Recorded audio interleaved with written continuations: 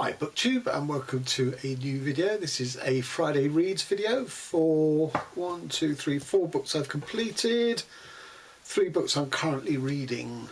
So the first book I'm going to talk about is Jessie Greengrass's The High House. Jessie Greengrass, who wrote Sight, which is good, but I felt because it was talking about, it was sort of weaving in real life people and their ideas, such as the guy who invented X-rays, such as a Victorian explorer who came back and basically, I think he founded the Soane Museum with all his sort of bits of rare animals and things like that he brought back.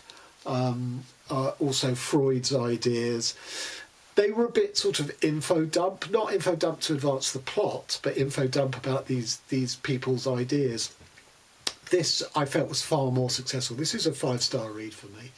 It's a sort of ecological disaster novel about the sort of rising sea levels and what happens when rainfall raises the level of rivers so that they burst their banks and basically fuse with the sea, so that the whole of the earth, or apart from its highest points, become flooded.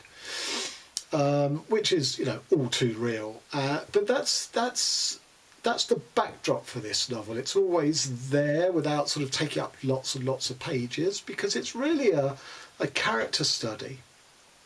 So there's a girl called Caroline, and her father remarries or has a partner called Francesca, and together her father and Francesca have a son called Paul. Caroline is known as Caro, and Paul is known as Paulie. And the mother or the stepmother or whatever, Francesca, she is an environmentalist, and she spends a lot of her time going around the world warning of the sort of, you know, the need for change, otherwise it's going to be cataclysm. And she very much leaves her children behind because she feels she has a greater, if that's the right word, a greater mission, which is to save planet Earth and to save the whole of humanity. And Caroline feels very abandoned. Paulie at that stage is too young really to be aware, and she becomes in effect the mother to Paulie because Francesca is very rarely there. But the interesting thing is, although there is a lot of interesting stuff about abandonment, the interesting thing is that Francesca is not being entirely negligent and sort of entirely abandoning them, because what she's also doing, as much as she's trying to save the world, she's also making a niche haven for her child and Caro, the sort of stepdaughter. She's found they have a holiday home which is high enough up that it should be safe, and without telling anyone, she's sort of kitting this place out. You know, food stuff, you know, the type of stuff you'd read about sort of going into nuclear shelters. She's kitting it out without telling anyone. And the idea is for the whole family, all 4 of them, to retreat to here.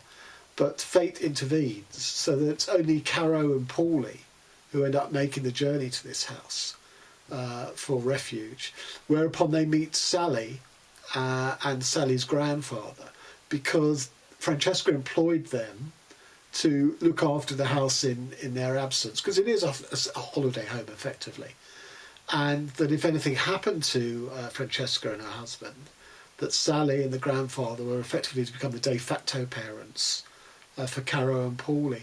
And Caro is so appalled by this sort of ultimate betrayal of her mother that, you know, that all the time she was doing this on the side without telling them. And yes, it was for her own benefit, but, you know, she feels that time could have been spent with Francesca and her father rather than all this stuff being done to it. She feels so sort of betrayed that Paulie is effectively, at least once they first arrive, Paulie's being looked after by Sally, this sort of custodian. So again, it's about abandonment, but it's also about the bonds that, you know, that human beings have. Sally and her grandfather, Paulie and Caro, and then the cross bonds between the 2 families. And it's beautifully written. It's not flashy, the language isn't showy, it doesn't go overboard on imagery, but the descriptions of the landscape and things as Paulie is growing up, it's so beautifully done. And just to illustrate that, I'd just like to read this. So this is when Caro was first rocked up at this house to live there for good because of the environmental threat. Hours passed and I was furious.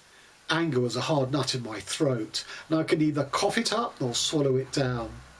I lay as dawn broke on the second day in a bed which had become tangled and musty, and I counted the injustices: father gone and Francesca. Paulie and I left behind. The high house inhabited by strangers. I had been a child here, but now it had been remade, so that although the whole house, when in the night I'd got out of bed and crept around it, had hummed with familiarity, it was the familiarity of a misstep. Each corner was a lurch, each window a practised deception. Known doors opened onto strange rooms, corridors betrayed. This was not the house I had come to as a child, where I had run from room to room, where I had played hide and seek by myself, or waited for father, nagging him to take me to the tide pool, the beach, the ice cream van. And its new shape was part of a plan that no one had thought to share with me. How much time has Francesca spent planning it, this haven? Whole days when, left behind, I took Paulie to the playground, cooked his meals and washed his clothes, packed his nursery bag, read stories to him, knotted my life to his. I imagined how she must have walked around the house and the garden, thinking what would be required, and when she had wanted someone to live there, to be its caretaker, she had chosen Sally. Father knew. They must have meant to come here together, and I wondered when she had changed her plans. So, as I say, it's not flashy, but it's so powerful and so affecting, the relationships displayed here. So this is terrific, 5 stars. And on to A Lonely Man by Chris Power, which I think I saw Eric Carl Anderson Hall. I was interested in it because it's about ghostwriting, but it's a weird and ultimately unsuccessful book because it's about one thing and the title suggests it's about something completely different. And I didn't feel that the two meshed at all. So basically, a struggling British writer has married a Swedish wife, and they have 2 daughters, and they sort of are living somewhere in the middle of Britain and Sweden, and that is in Berlin. And this guy, he sort of bumps into him in a bookshop, which is also about to hold a reading, of which he's going to be in the audience just to kill time, and basically he becomes this guy's only friend, really, in Berlin. And gradually we get the story out of him that this guy was a ghostwriter himself to a Russian oligarch back in Britain, and that he was trying to write this guy's story at the guy's behest, but he was impossible to pin down, and he couldn't get the time with him and the face-to-face because this guy was always sort of up to wheeling and dealing and things like that. But we get a sense of the oligarch's sort of wealth in sort of where he lives and his sort of young model girlfriend and all this sort of stuff. But the oligarch winds up dead, hanging from a tree, and it's put down as suicide. But the suspicion is that Putin's FSB have bumped him off, as there was a series of those happenings of Putin's opponents and critics. And this guy sort of flees for his life and ends up in Berlin, but he doesn't know anyone. He is the lonely man of the title, not the narrator, who's the English writer who has a family, although it's a family that drives him mad at times. And gradually, as this guy sort of lays out his story, first of all, the British writer is unsure that it's at all believable, or what elements of it are believable, and how reliable the narrator is. But because he is himself blocked in his own novel, he thinks he's going to steal this material, and that will free his block, and this will become his next novel. And that's an interesting idea. Sort of a ghostwriter stealing off another ghostwriter in itself is quite interesting. But who owns the property of your experience? Because here the guy he was writing about, the oligarch, is talking about his experience, but the other guy listening is stealing it for his own material. I find that very, very interesting. To me,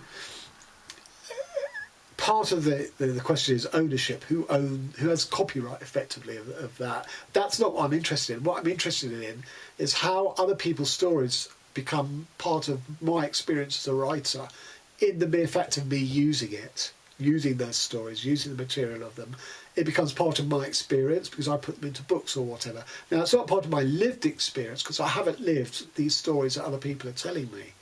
But once I appropriate them, for want of a better word, they become part of my experience, my repertoire, really.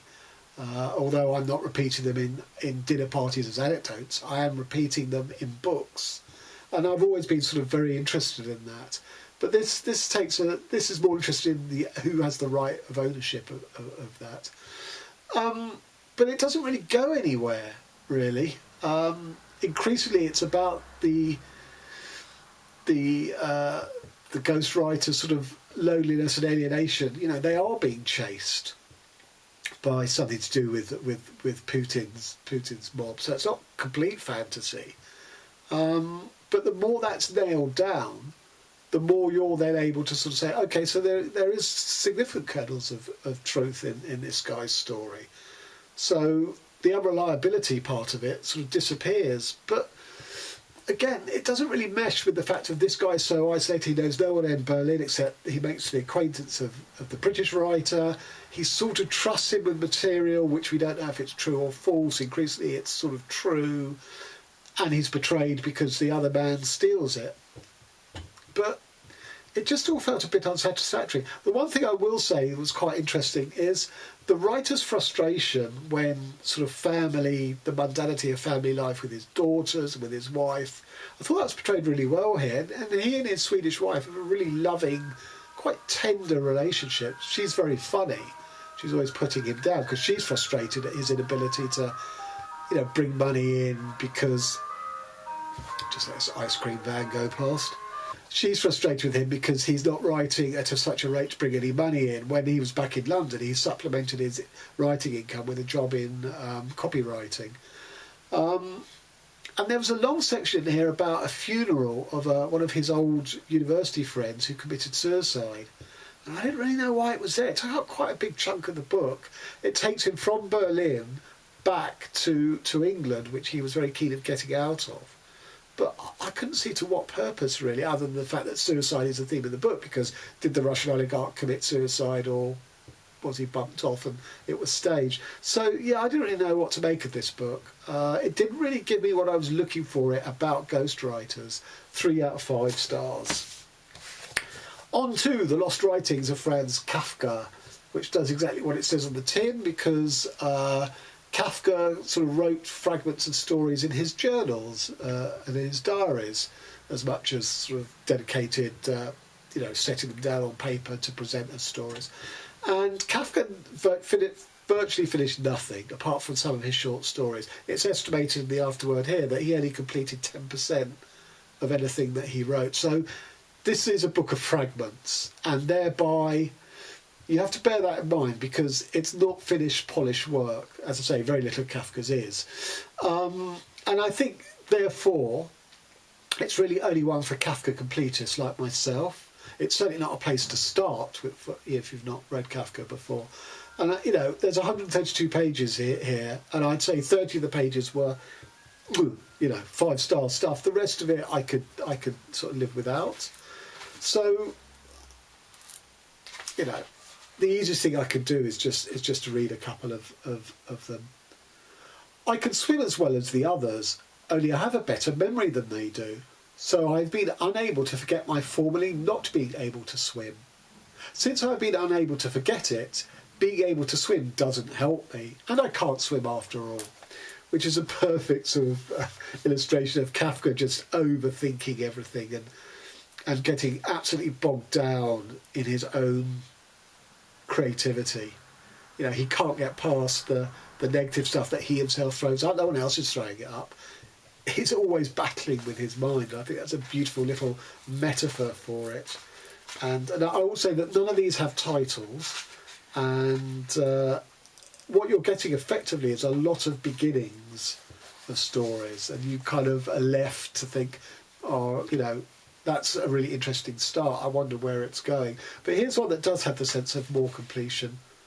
I loved a girl who loved me back, but I was forced to leave her. Why? I don't know. It was as though she was surrounded by a ring of armed men who held out their lances in all directions. No matter how I sought to approach, I encountered their sharp points, was wounded and had to retire. I suffered badly. Was the girl in no way responsible? I don't think so. In fact, I know she wasn't. The above comparison was not the whole story, because I too was ringed by armed men, though they pointed their lances backwards in my direction. As I moved towards the girl, I was immediately caught in the lances of my own men, and could make no further progress. It's possible that I never came close to the armed men of the girl, and if I did, then I was already bleeding and insensible from the lances of my own men. Did the girl remain alone then? No, another suitor got through to her, easily and unhindered. Exhausted by my own efforts, I watched as indifferently as though I were the air through which their faces met in their first kiss. Again, like that other little snippet, it's Kafka defeating himself. I mean, what a brilliant statement of his sort of sexual and erotic insecurities and neuroses, you know, that the sort of vagina dentata imagery of her being surrounded by a whole load of pikemen. But it's not even them that's keeping him at bay from bridging the gap to her. It's his own inner persecutors with the lances pointing inwards. It's just genius, absolute genius. You know, that's Kafka in a nutshell, in a way. And then one final one that I shall read. I'm only going to read the first line of this. When he escaped, it was night time. And that gives you an idea, you know, that's so rich and sort of, it sets off a sort of chain of reaction and association. This is what I mean. This book of fragments is a book of beginnings.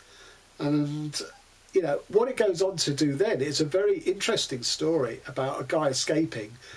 And he keeps, the way it's written is you keep thinking that he's in a town, but actually it's in the countryside. So, for example, and there was paving, as in a city.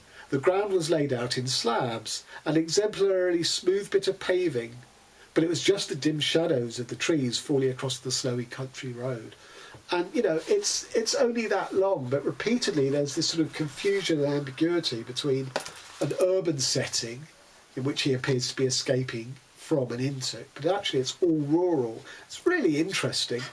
And then finally, there's another story which starts off about, you know, asserting one's individuality as a child.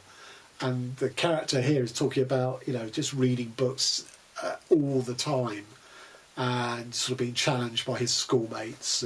You know, that's not a very manly thing to do. But also being challenged by his parents who are saying, it's bedtime now, put the book down. And the character in here wants to rebel, so he wants to assert his individuality and carry on reading. But that's sort of cut off at the knees when the parents just extinguish the gas lamps and there's no light to read by.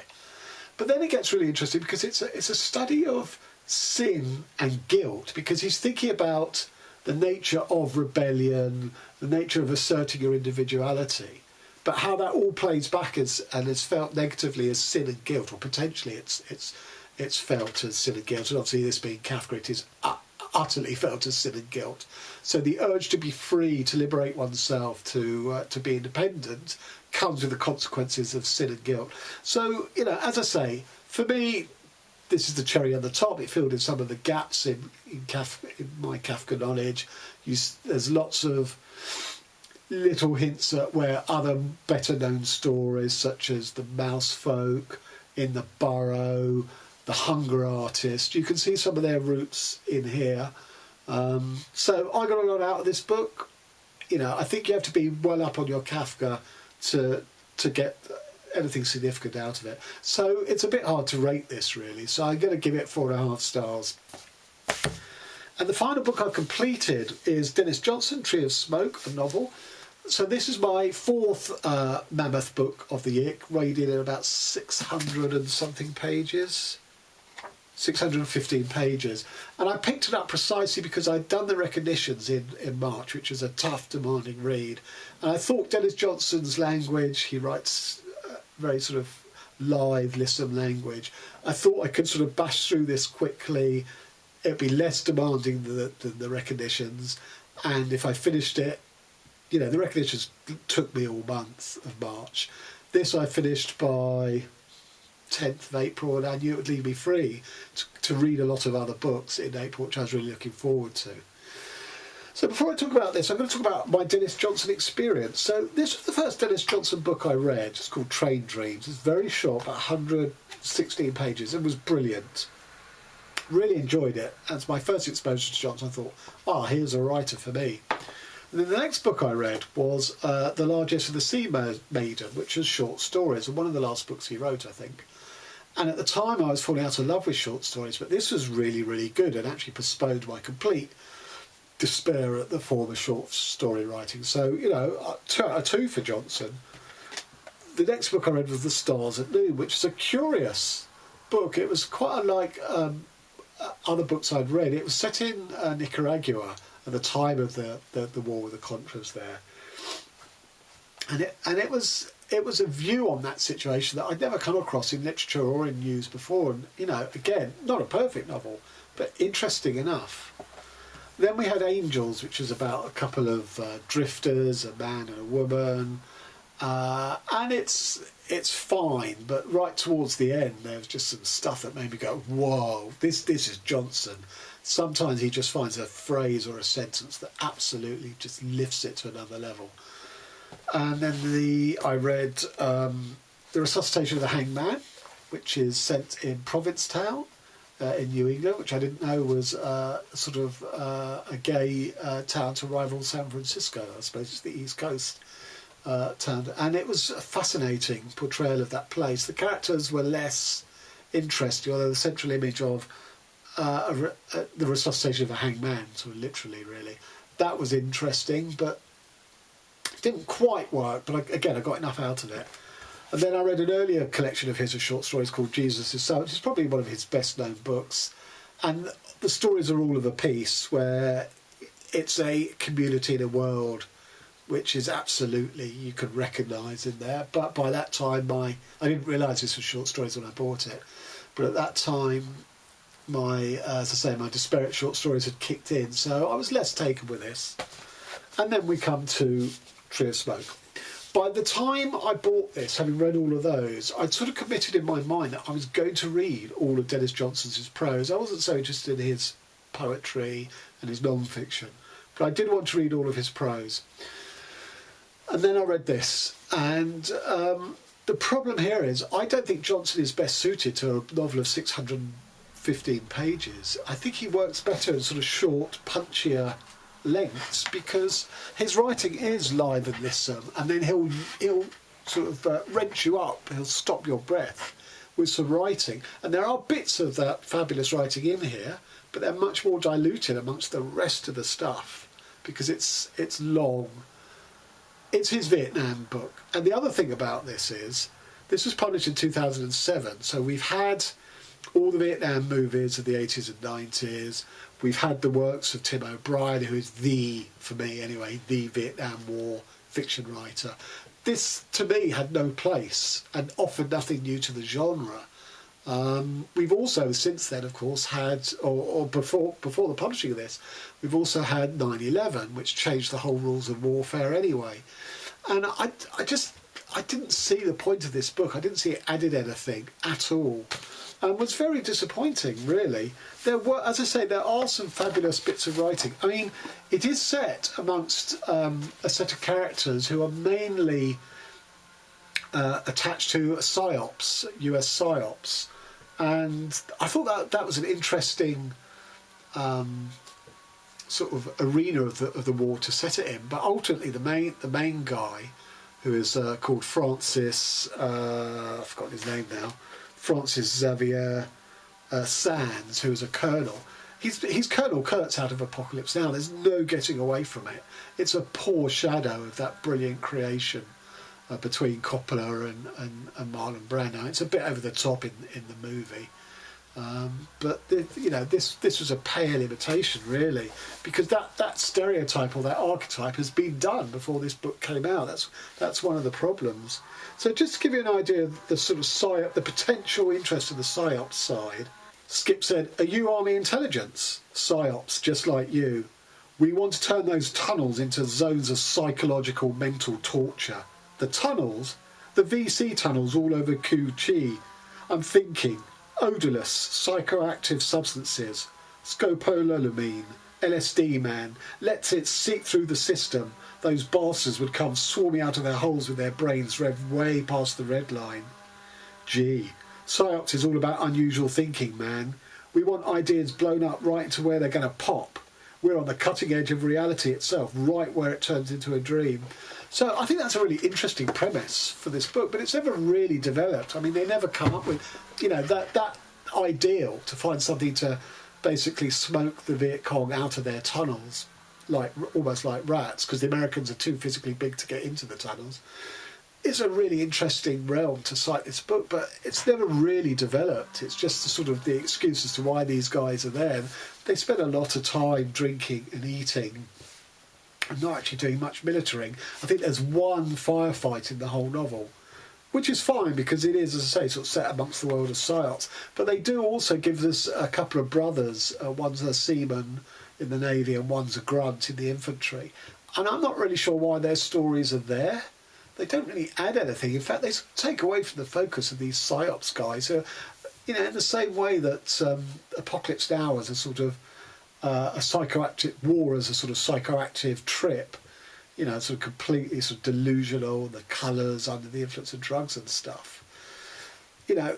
These guys could have been that, but that wasn't here really at all. But again, this guy can write, okay? This is a guy's first night in a new town in Vietnam. Fett spoke with a cyclo driver who walked with him to a side street and introduced him to a girl in a cafe and then proposed to escort them both to a room in a hotel Fest had never heard of. "We'll go to my room." The driver explained this to the girl and she nodded, smiling, and wrapped Fess's upper arm in a full embrace and put her head on his shoulder. Her deeply black hair smelled like vanilla extract. Perhaps she used exactly that as a perfume. He didn't want her, but something like this was necessary. He'd learned on these operations that he came as a predator. He must violate the land. He must prey upon its people. He must commit some small crime in propitiation of the gods of darkness. Then they'd let him enter. So those little nuggets are brilliant and sort of get right to the heart of it. But again, they're few and far between, diluted in a lot of, I'd say plot, but it's not even plot, as I say, because they spend an awful lot of time sitting around drinking and eating. That Francis Xavier Sands, his nephew Skip Sands, has joined up the army, and Francis wants to protect him, so he sort of squirrels him out to a house that's the lap of luxury, well away from any fighting, and Skip is basically a sort of a captive there, even though no one's physically guarding him. And he investigates the house and the former French doctor who lived there, and this guy, the books that this guy had. And there's, Skip's got nothing on in his life in this house, and that's broadcast to us in the writing. The first third of the novel takes place in Manila in the Philippines. Why? Again, so much of this book just seemed redundant to me. But, there are ideas in here, that Sands Senior is complaining that, that back in America that they don't find it a problem to assassinate two Kennedys and Martin Luther King and Malcolm X, and yet they can't seem to get it together to assassinate Ho Chi Minh, or even for that matter Castro, as we know, had about 680 assassination attempts on him by the CIA in increasingly ludicrous ways, like exploding cigars and things like that. So this book was highly disappointing, although functionally it did the job in that it fulfilled my fourth mammoth in 4 months and enables me to read lots of stuff. And just on the commitment to read all of Denis Johnson's stuff, I've had diminishing returns in each book of his that I turn to. So I've got 3 more that I own. I mean, I won't be reading these till next year. The Laughing Monsters, Already Dead, a California Gothic, and Fiscadoro. So if any of you have read any of those, recommend one that's going to pick up my estimation of Denis Johnson, do let me know. And finally, on to what I am currently reading. So, Michel Gallen, Big Girl, Small Town. I like the voice in this, but as I'm on page 176 out of 300, I'm getting a bit bored of it. So I've put this book down twice to pick up other books, including the Kafka and A Lonely Man, and I'm about to put it down for a third book, which I will show you in a minute. So unless something happens, this is, I'm not sure where this book is going to go for me. So this is a buddy read with Roxy, who used to be called Wreck Me Books, but has now changed her channel to something like the Chaotic Reader or something. I'll post a link to it. So we're reading this throughout the month of April. This, I think, is Neil Bartlett's debut, and it was written in the 1980s, where Bartlett is communing with Oscar Wilde's London of the 1880s and 90s, and Bartlett is writing here from the 1980s in London, a time of AIDS, a time of rising homophobia again, a time of government homophobia in the face of AIDS, where they tried to push through legislation banning schools and local authorities promoting homosexuality, as if you could do that. So I haven't started this yet because, as I say, it's spread out over April. It is a reread for me. At the time when I read it, I loved it, and I'm really looking forward to getting back into it. I shall start on Saturday. And the third book for me putting this down is, which I took delivery of today, is Civilisations by Laurent Binet, one of my favourite contemporary authors. He's French. But Mark, you say, this is a work of historical fiction, and we know that you don't really get on with historical fiction. True that, but I'll post a link to my review of Binet's debut novel, HHHH, in which he absolutely lances the notion of history and his academic history, and even to an extent historical fiction. And I have high hopes that he's going to do similar, although hopefully in a different way, with this. So I will sit down on this tomorrow and see how far we get. So there you have it. There's my Friday reads for early April. In terms of what I have actually completed, 5 stars for Jessie Greengrass, The High House. 3 stars for A Lonely Man by Chris Power, 3 stars for Denis Johnson, Tree of Smoke, and 4.5 stars for The Lost Writings of Franz Kafka. So, till next time, thanks very much.